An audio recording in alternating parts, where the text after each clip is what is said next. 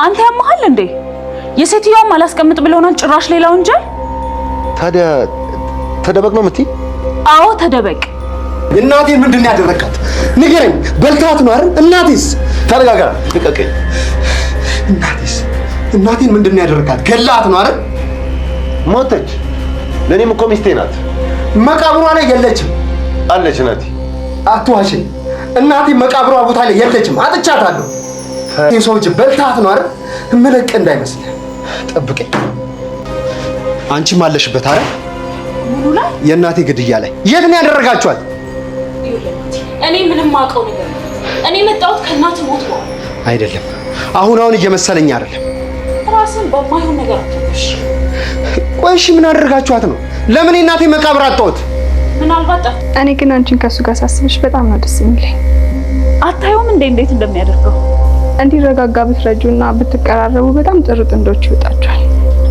ያው የሰውየው ነው። እሱማ የኔ ነው። መጨረሻ ላይ የሚሆነው አይታወቅም ብዬ እኮ ነው። እስኪ የኔ ነው። አንቺ ግን ጎበዝ ነሽ። አንተ ከምታስበውና ከምትጠብቀው በላይ በጣም አደገኛ ቤተሰብ ነው ያለ። እስኪ አንቺ ምን ትጠረጥራለሽ? እናቴን ገለዋት ይመስልሻል? አይመስለኝም እኮ ነሽ ጥገኛውሽ። እኔማ የእናቴ ቤት ነው። እናቴ እያልክ ነው?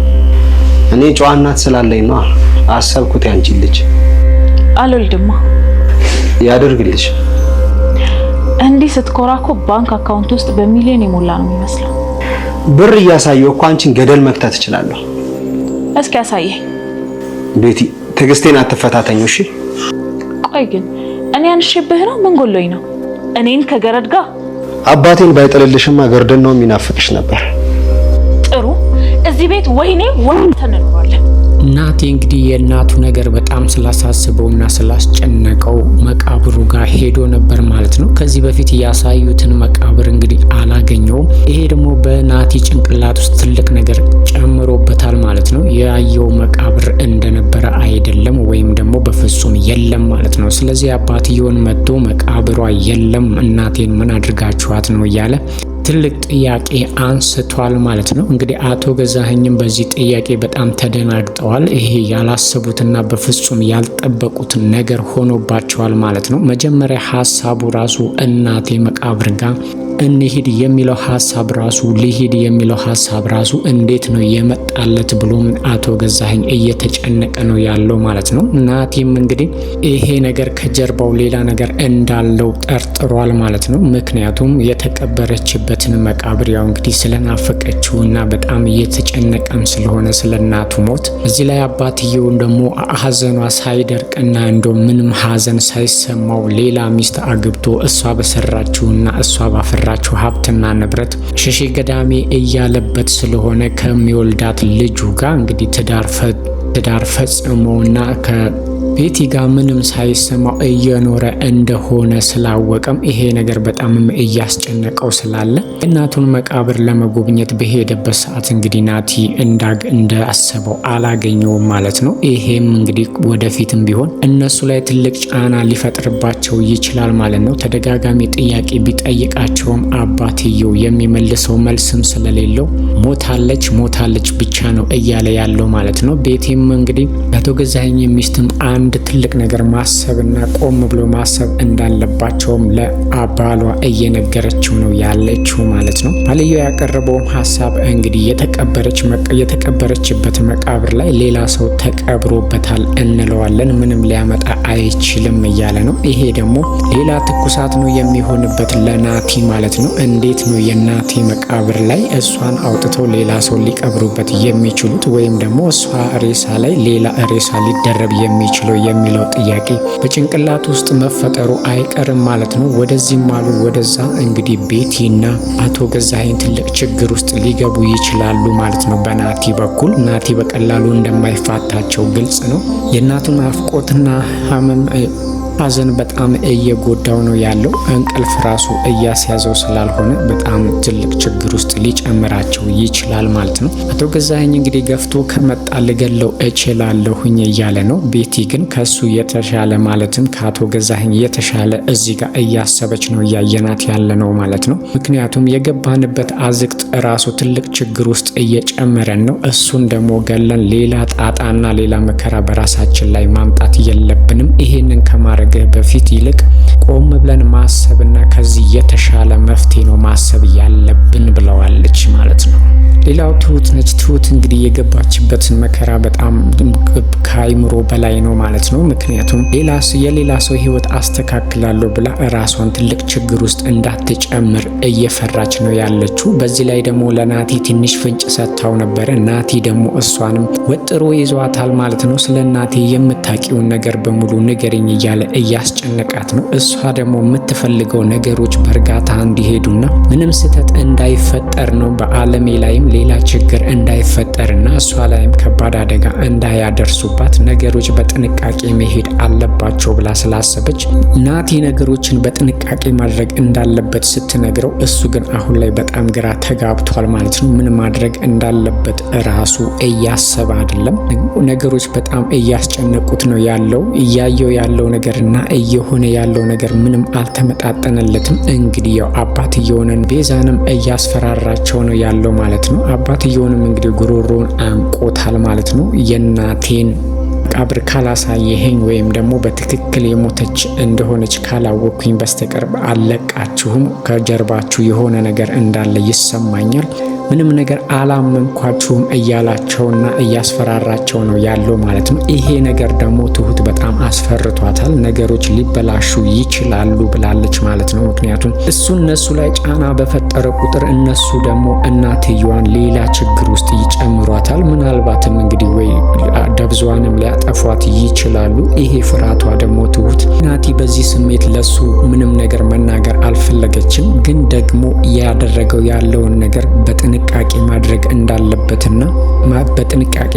እንዳለበትና የእናቱን ፍለጋ መቀጠል እንዳለበትም እየነገረችው ነው። እዚህ ጋር እንግዲህ ናቲ በጣም ግራ እየተጋባ ነው ያለው ማለት ነው። ትሁት በራሷ ግራ ስለተጋባችና ነገሮች በጥንቃቄ መሄድ አለባቸው ብላ ስላሰበች ትንሽዬ ፍንጭ ብቻ ነው የምትሰጠው። ገፋ አድርጎ የምታውቂውን ነገር ንገሪኝ ሲላት ምንም አላቅም ትለዋለች።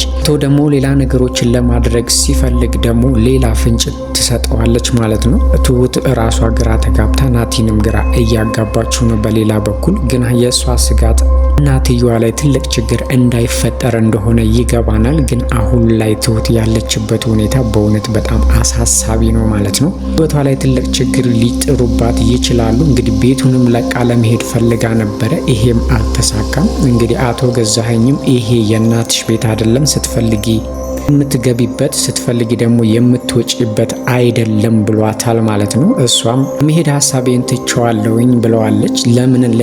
ለምን ለመሄድ እንደፈለገች ሲጠይቃትም እህቷ ከባሏ ጋር ተጣልታ ችግር ስለነበረ ያንን ችግር ለመፍታት እንዳሰበች ነግረዋለች ማለት ነው። ይሄ ያንቺ ጉዳይ አይደለም የነሱ ጉዳይ ነው ቢላትም ጉዳዩ የኔ ነው፣ ግን አሁን ተፈቷል። እኔ ስለማቀው ኢንስፔክተር ደውዬ ነገሮች እንዲስተካከሉ አድርጌያለሁ ብላ እንግዲህ ለነሱም ወንጀላቸውና ያደረጉ ያሉት ነገር መጨረሻ ላይ ከፖሊስ እጅ ውስጥ እንደሚገቡ ጠቆም ለማድረግ ሞክራለች። እነሱ ግን ምንም አልመሰላቸውም ማለት ነው። እንደውም አፊዞባታል ማለት ነው አቶ ገዛኸኝ። ቤቲ ግን ትሁት ቀላል ሰው እንዳልሆነችና ከባድ ሰው እንደሆነች ጠርጥራለች ማለት ነው። እንግዲህ ከሷም በጣም መጠንቀቅ እንዳለባቸውና ነገሮችን በሚስጥር ማድረግ እንዳለባቸው ነው እያሰቡ ያሉት ማለት ነው። ቤቲ እንግዲህ ናቲን በዛ ብትለው በዚህ በፍጹም ከሷ ጋር ሊስማማ አልቻለም። እንደ ሴጣን ነው የሚያያት ማለት ነው። እያደረገች ያለችው ነገር በእናቱ ሀብት ላይ መግባቷ፣ እዛ ላይ ደግሞ የማይመጥናትን አባቷን ማግባቷና አሁን ደግሞ እሱን መፈለጓ ራሱ በጣም ያበሳጨዋል። ሲያያት ራሱ በጣም ነው የሚናደደው ማለት ነው። ስለዚህ እሷ እሱን መቅረብ በምትፈልግበት ሰዓት እሱ ሴጣን ነው የሚሆንባት። ትሁት ግን አንድ ነገር ለማድረግ እየሞከረች ነበረ ማለት ነው። ትሁት ትሁት ቤቲ ናቲን ብትቀርበውና ብትግባባ ከሱ ጋር ብትስማማ ጥሩ ጥንድ እንደሚወጣትና ሀብትና ንብረቱንም የሰውየውን ማለት ነው እጇ ለማስገባት ጥሩ አማራጭ እንደሚሆንላት ጠቁማታለች ማለት ነው። እንግዲህ አሁን ትሁት እዚህ ጋር ቤቲና ናቲ ቢስማሙ ምናልባትም እናቱን ከመጉዳትና ወይም ደግሞ ለሱ ማሰብ ትጀምር ይሆናል ብላ ነበር እያሰበች ያለችው ማለት ነው። ትሁትም እንግዲህ ነገሮች እንዳሰበችው እየሄዱላት አይደለም ማለት ነው። ምክንያቱም ናቲና ቤቲ መቼም ሊስማሙላት አልቻሉም ማለት ነው። ናቲ ቤቲን በጣም ነው የሚጠላት። ስለዚህ እንግዲህ እዚህ ቤት እናቱ ቤት እንዳይመጣ ማዕቀብ ልታስጥልበት እያሰበች ነው ያለችው ማለት ነው። ትሁትንም ሲመጣ እዚህ ቤት እንዳይገባ ከልክሊው እያለቻት ነበር። ትሁት ደግሞ እኔ ይህንን የማድረግ ኃላፊነቱም አቅሙም የለኝም ብላታለች። ቢሆንም እኛ እንዳይገባ እንደምንፈልግና እንዳይገባ እንዳለን ንገሪ ብላታለች ማለት ነው። እሷም እሺ ብላለች፣ ግን አልነገረችውም። እንግዲህ ለአቶ ገዛኸኝም ናቲ እዚህ ቤት መምጣት እንደሌለበትና ከሱና ከሷ መምረጥ እንዳለበት ነግረዋለች ማለት ነው። ይሄ መቼም የማይታሰብና የጅል ስራ ነው፣ እኔ ከሷ አንቺን ነው የምመርጠው የሚል መልስም ሰጥቷታል ማለት ነው። እሷም ነገሮች እንግዲህ ለምን እንዲህ እንዳናደዷትና ለምን ከሱ ጋር ሰጣ ገባ ውስጥ እየገቡ እንዳሉ በጣም ስላሳሰበው ትሁትንም ያየሽው ነገር ካለ ብሎ እንግዲህ የሆነ ሚስጥር እንድትነግረውና በሁለቱ መሀል እየተፈጠረ ያለውን ነገር ለማወቅ ከትሁት አስቦ ነበር። ትሁት ግን ምንም ነገር እንደማታቅና ምንም ነገር እንዳላየች ሁለቱ እንደሚስማሙና መጥቶ እንደሚሄድ ብቻ ነግረዋለች። ግን ባያምናትም እሷ ምንም ነገር እንደማታቅና በቤተሰብ መሀል መግባትም እንደማትፈልግ ነግራ አሳምነዋለች ማለት ነው። እሱም ይሄ ነገር አሳማኝ እንደሆነ ተቀብሏል ማለት ነው። ቤተሰብ መሀል እኔን አታስገባኝ ብለዋለች። እሱም በሀሳቧ ተስማምቷል። ግን አንድ ነገር የምታውቀው ነገር እንዳለም ጠርጥሯል። እሷ ግን በፍጹም ልትነግረው አልቻለችም ማለት ነው። ሌላው እንግዲህ ትሁት እስካሁን ድረስ ስትለፋበትና ስትደክምበት የነበረው እንግዲህ አለሜ ነገር ነው። አለሜን ጤነኛ እንደሆነችና የነሱ ሴራና እሷን አይምሮዋን ማቀወስና ወይም ደግሞ ራሷን የበታችነት አድርጋ አይምሮዋ ላይ እየሰሩ ነበር ማለት ነው። ይሄንን ለማስተካከል ብዙ እየለፋች ነበረ። እሷ ጤነኛ እንደሆነችና እንዳልታመመችም ከዚህ በፊት ደጋግማ ልትነግራት እየሞከረች ነበር። በቀላሉ ልታምንላት አልቻለችም። አሁን ግን ያመነቻት ይመስላል ማለት ነው። እንግዲህ አለሜን ወደ ውጪ ይዛት ወጥታለች።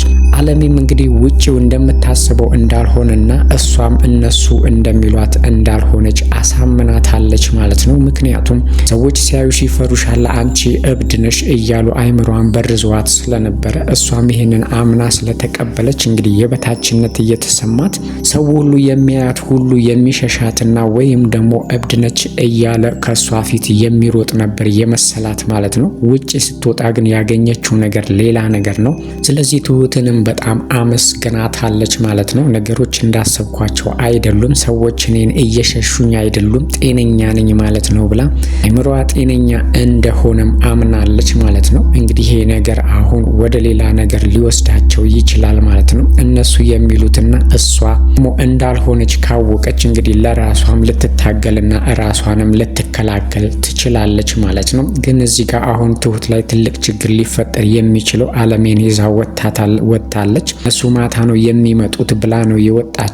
እነሱ ግን አለሜና ትሁት ሳይመለሱ ቀድመው ወደ ቤት መጥተዋል ማለት ነው። ይሄ እንግዲህ ትሁት ላይ ትልቅ ችግር ሊፈጥርባት ይችላል። ለማንኛውም ግን ትሁት እስከዛሬ ድረስ ስትለፋበትና ስትደክም የነበረበት ነገር ተሳክቶላታል። አለሜን ከዛ ጨለማ ውስጥ አውጥታ እንግዲህ ውጪውን አሳይታታለች ማለት ነው።